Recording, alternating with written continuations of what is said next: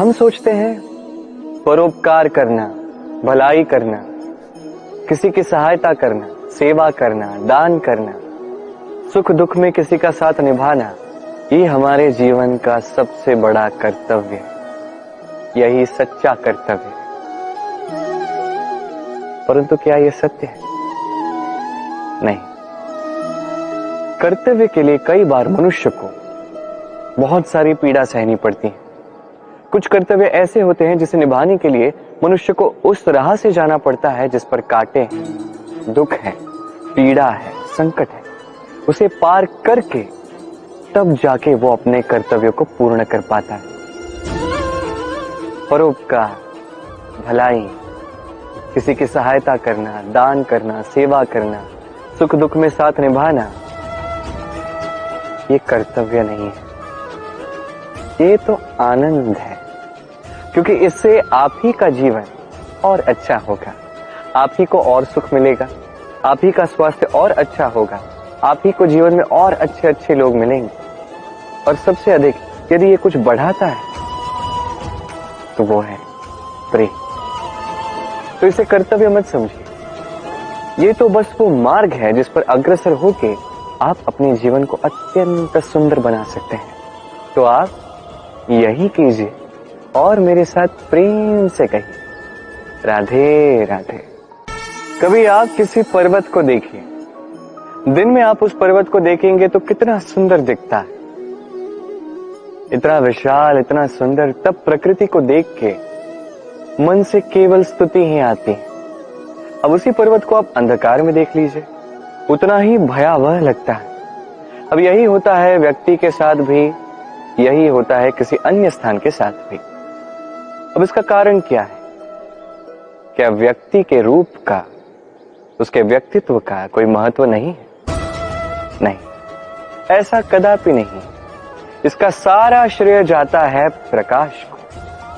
ये प्रकाश ही है जो आपके गुणों को, आपके व्यक्तित्व को, आपके रूप को निखार के संसार के समक्ष लाता है।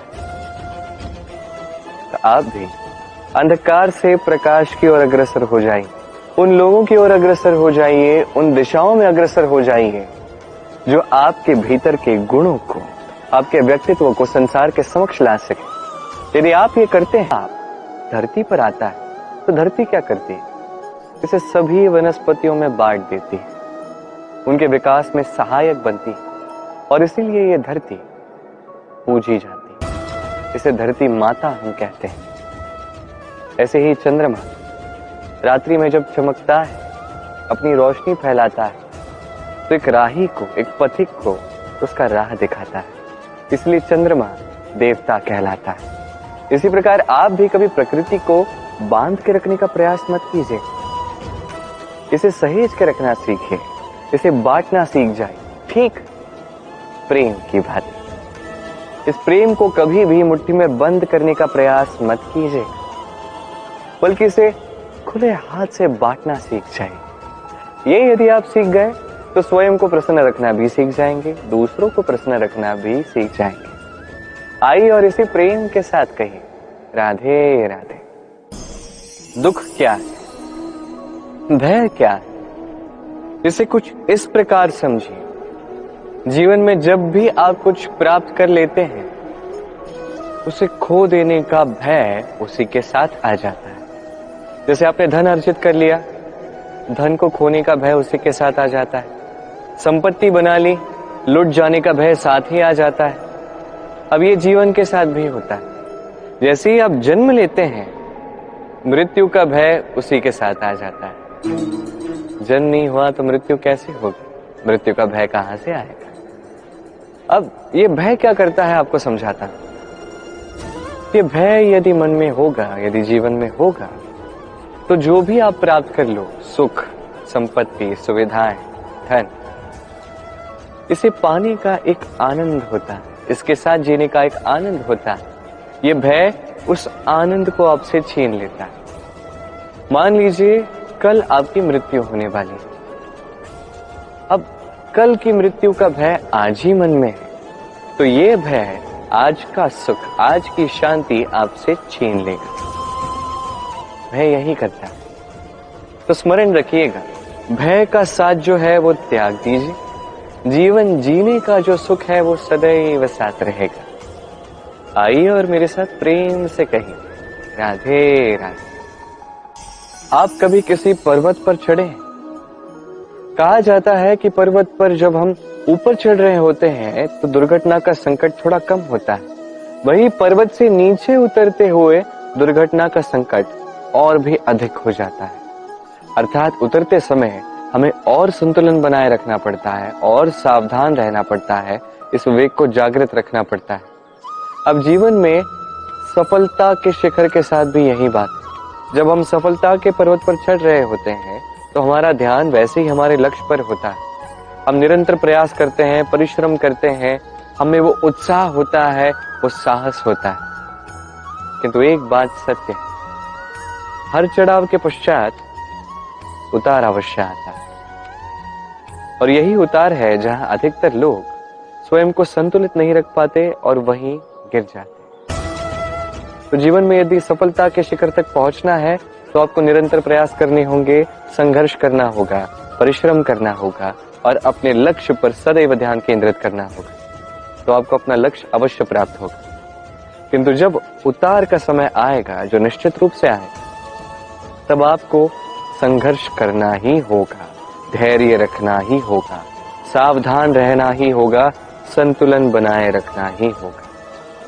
यह अति आवश्यक है, क्योंकि अगला सफलता का शिखर भी तो आपको पार करना है और उसके लिए इस उतार से सुरक्षित रूप से आपको उतरना भी तो है कि नहीं? आइए और मेरे साथ प्रेम से कहिए, राधे राधे। प्रसन्नता एक ऐसा भाव जो हम सभी जीवन में चाहते हैं। अब ये सोच के देखिए कि हम अपनी प्रसन्नता के लिए किसी और को उत्तरदायी क्यों मानते हैं। आज इसने कुछ ऐसा किया और इसी कारण से मैं दुखी हूं, आज इसने एक ऐसा कर्म कर दिया कि मेरा मन प्रसन्न हो गया। नहीं, आपको स्पष्ट बात बता देता हूं, आपकी प्रसन्नता न केवल आपका चयन है, न केवल आपके हाथ में है, अपितु अपनी प्रसन्नता को आप अपनी ओर आकर्षित करते हो। पुष्प को देखिए, पुष्प इसका सुगंध फैलता है और ये पुष्प अपनी ओर कीट पतंगों को आकर्षित करता है। वही देखिए, कीट पतंगे कैसे आकर्षित करते हैं? गिरगिट या मेंढक, कुछ ऐसे जीवों को। अब पुष्प जो है, कीट पतंगों के होने से इस पुष्प का विकास होता है, ये और खिल उठता है, इसका वंश और बढ़ता है। तो इसका तात्पर्य सरल है, पुष्प ने उचित व्यक्ति को अपनी ओर आकर्षित किया। यही कीट पतंगों की बात की जाए तो ये किसे आकर्षित करते हैं? उन्हीं को जो उन्हीं का आखेट करेंगे, उन्हीं का शिकार करेंगे। अब किसे आप अपनी ओर आकर्षित करना चाहते हो, चयन आपका है। क्या आप प्रसन्नता को अपनी ओर आकर्षित करना चाहते हो या अप्रसन्नता को करना चाहते हो, चयन आपका है। आप जीवन में जो कुछ भी पाओ, सुख दुख, आशा निराशा, प्रसन्नता अप्रसन्नता, आप ही के चयन का परिणाम है। तो उचित चयन कीजिए और मेरे साथ प्रेम से कहिए, राधे राधे। चक्रवात, जब ये चक्रवात आता है तो तीव्र आंधियां चलती हैं। ऐसे में कुछ वृक्ष ऐसे होते हैं जो अत्यंत कठोर होते हैं, तन के खड़े रहते हैं। वो वृक्ष जो 10 वर्ष से या सहस्त्र वर्ष से खड़े होते हैं, उन्हें आप बड़ी सरलता से हिला नहीं सकते। किंतु चक्रवात, इसकी आंधी इतनी तीव्र होती है, इसके पवन में इतनी प्रबल शक्ति होती है कि इन वृक्षों को वो गिरा देती है, ये वृक्ष नष्ट हो जाते हैं। अब कुछ ऐसे वृक्ष होते हैं जिनकी टहनियां पतली होती हैं, जो लचीले होते हैं। तो जब ये पवन आती है, ये वायु आती है, ये चक्रवात आता है, तो ये वृक्ष झुक जाते हैं। और जब ये चक्रवात शांत हो जाता है, चला जाता है, तब ये पुनः सीधे हो जाते हैं। अब इसे आप क्या कहेंगे, क्या समझेंगे? अवसरवादित्व? नहीं, अभी तो यही सच्चा आदर्श है। जब आपके सामने कोई ऐसा है जो आपसे कहीं अधिक शक्तिशाली है, तो उसका सम्मान करना आपको सीखना ही होगा। स्मरण रखिए, इस संसार में जब भी शक्ति और शक्ति टकराती है तो केवल विनाश होता है, किंतु जब शक्ति और आसक्ति मिल जाती है वहां रक्षा होती है, वही निर्माण होता है। तो आइए और मेरे साथ प्रेम से कहिए, राधे राधे। भय। हम भय के विषय में अनेक बातें करते हैं, भय से सदैव दूर भागते हैं। कभी सोचा है कि इस भय का क्या हम सदुपयोग भी कर सकते हैं? निश्चित रूप से कर सकते हैं। ऐसा कोई अक्षर नहीं जो मंत्र ना हो, तो निश्चित रूप से इस भय का भी सदुपयोग किया जा सकता है। निर्भर करता है आपके दृष्टिकोण पर, आपकी प्रतिक्रिया पर। भय जब सामने आता है तो दो ही मार्ग होते हैं। पहला मार्ग, भयभीत होके चुपचाप भाग जाओ। दूसरा मार्ग, उस भय का सामना करो। उस भय में झांक के देखो कि ऐसा क्या है जो आपको पीछे खींच रहा है। स्वयं के साहस को जगाओ, स्वयं को और शक्तिशाली बनाओ, स्वयं को और श्रेष्ठ बनाओ और सामने जो भी है सब प्राप्त करो। वही भय है। आप भाग जाना चाहते हो या उसका सामना करके स्वयं को और श्रेष्ठ बनाना चाहते हो? चयन आपका, प्रतिक्रिया आपकी है, दृष्टिकोण आपका है। आइए मेरे साथ प्रेम से कहिए, राधे राधे। कभी किसी वन में आग लगते हुए आपने देखा है? ऐसी भयानक आग लगती है, समस्त वन को जला देती है। वहां जो वनस्पति मिलती है, वहां से जो औषधि प्राप्त होती है, वो सब नष्ट कर देती है। जो पशु पक्षी होते हैं अधिकतर अपने प्राण गंवा देते हैं और शेष बचे हुए निर्वासित हो जाते हैं। पर कभी सोचा है कि इस वन में आग लगती कैसी है? उन छोटे छोटे सूखे पत्तों के कारण, उन टहनियों के कारण, वो जो कभी वृक्ष का ही भाग हुआ करते थे। कभी भी स्मरण रखिएगा, वृक्ष को हम कुल्हाड़ी से काटते हैं, किंतु वृक्ष कभी कुल्हाड़ी के फल से नहीं कटता। अभी तो ये जो हत्था होता है, इसमें जो बल छिपा होता है, इस बल से वृक्ष कटता है।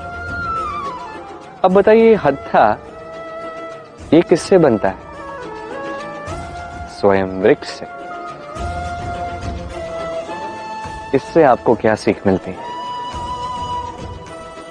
यदि कोई अपना है जो किसी उपयोग का नहीं, इस कारण से उसे स्वयं से दूर मत कीजिए। यदि उसे सहायता की आवश्यकता है, उसकी सहायता कीजिए। यदि उसे साथ की आवश्यकता है तो साथ निभाइए।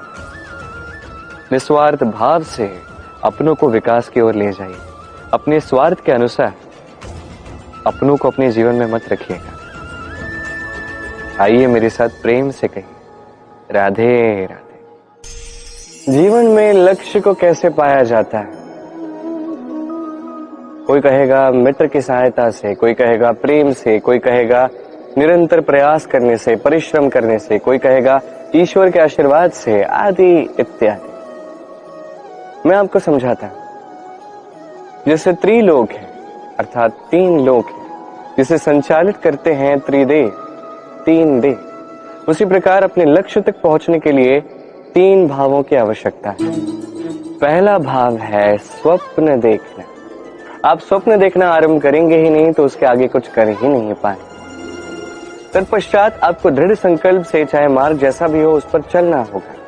ये दूसरा भाव है, दृढ़ संकल्प। और तीसरा भाव है इस लक्ष्य को पाने की यात्रा को पूर्ण करने के लिए प्रतिबद्ध होना। तो यदि आप स्वप्न देख सकते हैं, दृढ़ संकल्प से मार्ग चाहे जितना भी कठिन क्यों ना हो उस पर चल सकते हैं, और उस लक्ष्य को पाने की यात्रा को पूर्ण करने के लिए प्रतिबद्ध हो सकते हैं, तो आप निश्चित रूप से अपने लक्ष्य को पा सकते हैं। तो आप भी यही कीजिए और मेरे साथ प्रेम से कहिए, राधे राधे। कहते हैं जीवन में कुछ भी प्रारंभ करने के लिए स्वप्न देखना आवश्यक है, और ये 100% सत्य भी है। परंतु कुछ लोग स्वप्न देखना आरंभ तो करते हैं, तत्पश्चात रुकते ही नहीं। स्वप्न देखते ही जाते हैं, सोचते ही जाते हैं, कर्म करते ही नहीं। ऐसे समय आपको स्वयं को जगाना होगा, स्वयं से कहना होगा कि अब उठ के कर्म करने का समय आ गया। और कोई नहीं है। तभी वायु का एक प्रबल झोंका आता है और मेघों को छिन्न भिन्न कर देता है। अब वायु में अभिमान आता है। वायु सोचती है कि मुझसे अधिक शक्तिशाली और कोई नहीं। यही वायु का झोंका जाके किसी विशाल पर्वत से टकराता है, उस वायु का भी अभिमान चूर चूर हो जाता है। पर्वत सोचता है कि मुझसे अधिक स्थिर और शक्तिशाली और कोई नहीं, तो धरा भूकंप ला देती है और वो विशाल पर्वत चूर चूर हो जाता है। उसका भी अभिमान टूट जाता है। अब धरा में अभिमान आता है। धरा कहती है कि सब कुछ मुझ पे टिका हुआ है, मुझसे अधिक शक्तिशाली कोई नहीं। एक छोटा सा मूषक आता है, धरा में बिल बनाता है, भीतर घुस जाता है। धरा का भी अभिमान टूट जाता है। इसका तात्पर्य सरल है, इस संसार में अभिमान कभी स्थिर नहीं रहता। ये अभिमान टूटेगा। ये सांसारिक चक्र है। हमें अपने जीवन में अपने कर्तव्य निभाने हैं, अपने कर्म करने हैं, अभिमान नहीं करना। जो व्यक्ति इस बात को समझ जाता है वो ज्ञानी कहलाता है, और जो इस बात को नहीं समझ पाता वो आजीवन शोध प्रतिशोध मान अपमान इसी में उलझ जाता है। अब क्या आप इसी में उलझना चाहते हैं या आप ज्ञानी बनना चाहते हैं? चयन आपका है। आइए और मेरे साथ प्रेम से कहिए, राधे राधे। राज्य, शासन, संगठना, संस्थापना, इसे सफल कब कहा जा सकता है? किसी विद्वान का यह कहना होगा कि तब जब चारों ओर शांति होगी, किसी के मन में कोई प्रश्न नहीं होगा, न शंका होगी। पर मेरे विचार से ये अनुचित है। किसी भी राज्य के लिए, किसी भी शासन के लिए सबसे अधिक संकट तब आता है जब सबसे अधिक योग्य व्यक्ति या सबसे अधिक विद्वान व्यक्ति भी मूक दर्शक बन के बैठ जाता है।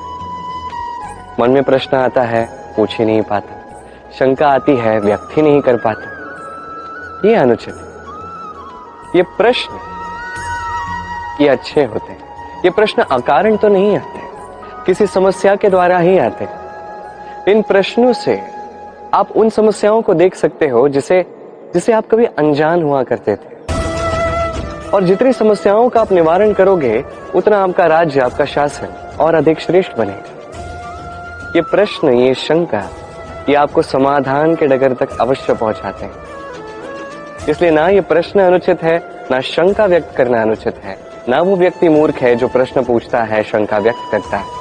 तो इन्हें कभी दूर मत कीजिए, इन्हें अपना मत रखने दीजिए। जब सभी का मत एक मत होगा तब निश्चित रूप से कहा जा सकता है कि ये राज्य, ये शासन, ये संस्थापना सफलता के शिखर पर है। तो आइए और मेरे साथ प्रेम से कहिए, राधे राधे। प्रकृति, नियति कभी किसी के साथ पक्षपात नहीं करती, हर एक को जीवन देती है, समान अवसर देती है। निर्भर उस व्यक्ति की प्रकृति पर करता है कि वो उसका किस प्रकार लाभ उठाता है। उसके चयन पर निर्भर करता है, दृष्टिकोण पर निर्भर करता है, उस पर निर्भर करता है कि वो कितना सकारात्मक है, कितना नकारात्मक है। दो प्रकार के लोग होते हैं। कुछ ऐसे लोग होते हैं जो हर दुविधा में, हर कठिनाई में, हर विपदा में अवसर निकाल लेते हैं, और कुछ ऐसे लोग होते हैं जो हर अवसर में कहीं ना कहीं से कठिनाई ढूंढ निकाल लेते हैं। अब आप क्या चाहते हैं? आप अवसर चाहते हैं, आपको अवसर मिलेंगे। आप कठिनाइयां चाहते हैं, कठिनाइयां तो आपको भर भर के मिलेंगी। चयन आपका है। आप कितने सकारात्मक रहना चाहते हो, कितने नकारात्मक रहना चाहते हो। सकारात्मक रहिए, जीवन में सब कुछ संभव। आइए और मेरे साथ प्रेम से कहिए, राधे राधे। जब भी हम बात करते हैं जल राशियों की, जब हम तुलना करते हैं तो हमें बड़े अच्छे लगते हैं मीठे सरोवर, तालाब, नदियां, और हम अपेक्षा करते हैं सागर की, समुद्र की। क्यों करते हैं? क्योंकि ये सागर, ये समुद्र, ये अत्यंत विशाल है, विकट है। इसका जल भी जो है खारा है, जिसे हम पी भी नहीं सकते। कभी ये सोचा है इस समुद्र के भीतर ये खारा जल, ये खारापन, ये आता कहां से? ये समुद्र इन बहती नदियों से जो क्षार निकलता है उसका ये भंडार गृह है। उस क्षार को वो अपने भीतर आश्रय देता है, उस खारे जल को स्वयं में समाहित करता है, फिर उस खारे जल को वाष्प बनाकर वो ऊपर भेजता है, जो मेघ बनकर आप पर मीठे बूंदों की वर्षा करते हैं। ये समुद्र का ही त्याग है जो आपको ये मीठा जल प्राप्त होता है, चाहे नदियों में, चाहे सरोवर में। कदाचित इसीलिए ये सागर इतना महान है, कदाचित इसीलिए ये रत्न सागर में पाए जाते हैं। स्मरण रखिएगा, सत्ता उसी की होती है जो त्याग करना जानता है, जो इस विष को अपने भीतर समेटना जानता है। तो आप भी यही कीजिए, इतने ही शक्तिशाली बनिए और मेरे साथ प्रेम से कहें, राधे राधे। वर्षा की बूंद कितनी छोटी, सागर कितना बड़ा, हिमखंड कितना छोटा, हिमालय कितना बड़ा। कितना अंतर है देखिए दशरथ पुत्र राम में और श्री राम। देखिए एक एक बूंद जब साथ आती है तब विशाल सागर ये बनता है।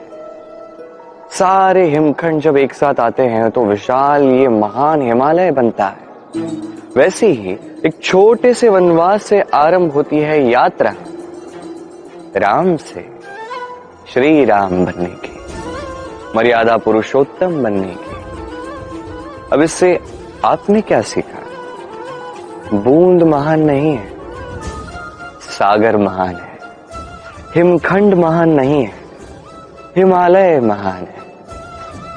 अर्थात कुछ महान करने के लिए या महान बनने के लिए आपको आरंभ करना होगा छोटे से।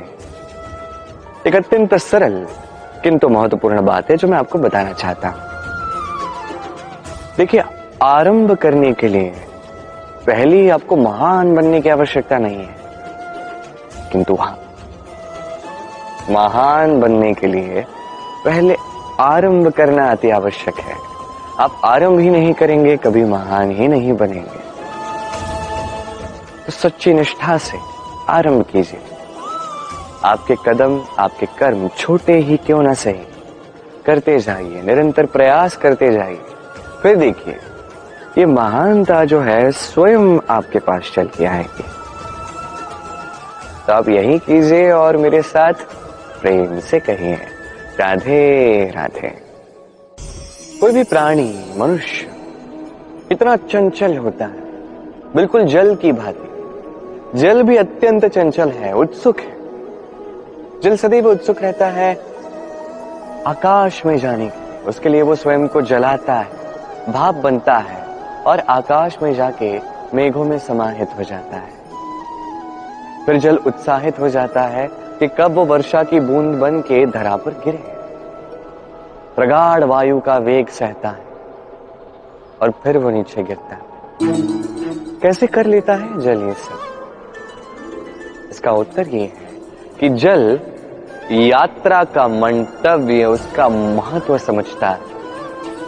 और सत्य कहूं तो ये यात्रा होती भी अत्यंत महत्वपूर्ण है। दुर्भाग्यवश बात यह है कि मनुष्य, इसकी भी अपनी एक यात्रा होती है, बस वो इसका महत्व, इसका मंतव्य समझ नहीं पाता। वो बस पीछे पड़ा रहता है लक्ष्य को प्राप्त करने के। किंतु जीवन का जो वास्तविक सुख है वो इसी यात्रा में है। तो इस यात्रा को जीना सीख जाए, इसका आनंद लेना सीख जाए। क्योंकि जो व्यक्ति यात्रा का आनंद लेना सीख जाता है, इस यात्रा का आनंद लेता है, वो अपने लक्ष्य तक निश्चित रूप से पहुंच जाता है। तो अपनी इस यात्रा के पल पल का आनंद उठाइए और इसी आनंद के साथ कहिए, राधे राधे। जीवन, ये जीवन क्या है? जन्म से मृत्यु के मध्य का ये समय है। कुछ लोग ये कहते हैं कि ये जो श्वास है ये जीवन है। और हर एक व्यक्ति, हर एक प्राणी, उसके श्वास निर्धारित होते हैं। निश्चित होते हैं, उसे उतने श्वास जीने ही पड़ते हैं, तत्पश्चात मृत्यु उसे प्राप्त होती है। किंतु क्या यह सत्य है? क्या मनुष्य जीवन इन श्वासों पर ही निर्धारित है? क्या इन श्वासों की गिनती ही मनुष्य के जीवन का अस्तित्व है? कदापि नहीं। मनुष्य जीवन वो श्वास नहीं जो एक दिन थम जाए। मनुष्य जीवन उन श्वासों के मध्य के वो पल हैं जिन्हें देखकर किसी और के श्वास थम जाए। वो पल जिनमें लोगों को आपका प्रेम दिखे, आपका साहस दिखे, आपकी शक्ति दिखे, आपके प्रयास दिखे, आपके परिश्रम दिखे, अन्याय और दुराचार के विरुद्ध आपका युद्ध दिखे। जीवन में महत्वपूर्ण वो पल है, वो वर्ष है जो आप जीते हैं, जिनमें आप संसार के दूसरे व्यक्ति को जीवन जीने की एक दिशा देते हैं, एक प्रेरणा देते, आशा देते हैं। तो जीवन में यही कीजिए, एक ऐसा जीवन जिए जो दूसरों के लिए आदर्शवादी। यही कीजिए और मेरे साथ प्रेम से कहें, राधे राधे। संवाद अत्यंत महत्वपूर्ण है, हर संबंध के लिए, अपितु जीवन के लिए अत्यंत महत्वपूर्ण है। जब बातचीत ही नहीं होगी तो आप सामने वाले को समझोगे कैसे, या वो आपको समझेगा कैसे? अब संवाद के जो है दो उपाय होते हैं। पहला उपाय, आप सामने वाले की बात को समझो। दूसरा उपाय, आप अपनी बात सामने वाले को समझा दो। अधिकतर बार यह होता है कि यह संवाद विवाद में बदल जाता है। क्यों बदल जाता है? क्योंकि ना तो हम अपनी बात सामने वाले को समझा सकते हैं, ना सामने वाला हमें समझ पाता है। ये क्यों होता है? क्योंकि हम सामने वाले की बात तो सुनते हैं पर उसे समझने के लिए नहीं, उसे उत्तर देने के लिए। जीवन में सामने वाले की बात सुनिए, उसे समझने के लिए देखिए, सब सवर जाएगा। क्योंकि हर प्रश्न पर उत्तर और हर उत्तर पर एक और प्रश्न, ये केवल विवाद को जन्म देता है।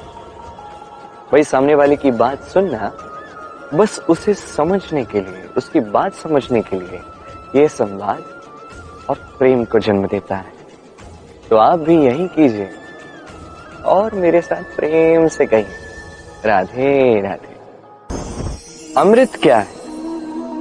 हम सभी जीवन में चाहते हैं कि हमें अमृत मिले, परंतु ये अमृत है क्या? क्या अमर होने का एक मंत्र है या आगे बढ़ने का कोई मार्ग है?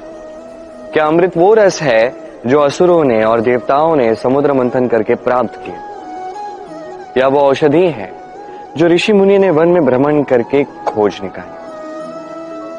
अमृत यदि कुछ है तो वो है आशा। कभी किसी माता को देखिए, वो अपनी संतान को कितना सहेज के रखती है, उसका ध्यान रखती है, उसे संभालती है, इस आशा में कि आगे जाके यही संतान कुछ बड़ा करेगी, उन्हें प्रेम से रखेगी। अब आगे क्या होने वाला है हम नहीं जानते, अगले पल क्या होने वाला है हम नहीं जानते, अगले पल आप जीवित रहेंगे या नहीं ये भी आप नहीं जानते, परंतु हम वर्षों की योजना बना लेते हैं। और ये ठीक भी है। देखिए, जीवन जीने की ये आशा यही भविष्य का आधार बनती है। तो ये आशा महत्वपूर्ण है, इसे अपने साथ ही रखिए। कहा जाता है ना कि जो व्यक्ति निराश है, जिसमें कोई आशा शेष नहीं है, वो जीवित तो है किंतु फिर भी एक मृत्यु जीवन जी रहा है। तो इस आशा का साथ कभी मत छोड़िएगा, इसे सदैव अपने पास रखिए। जीवन आनंदमय होगा और ये हृदय ये प्रेम से कहेगा, राधे राधे।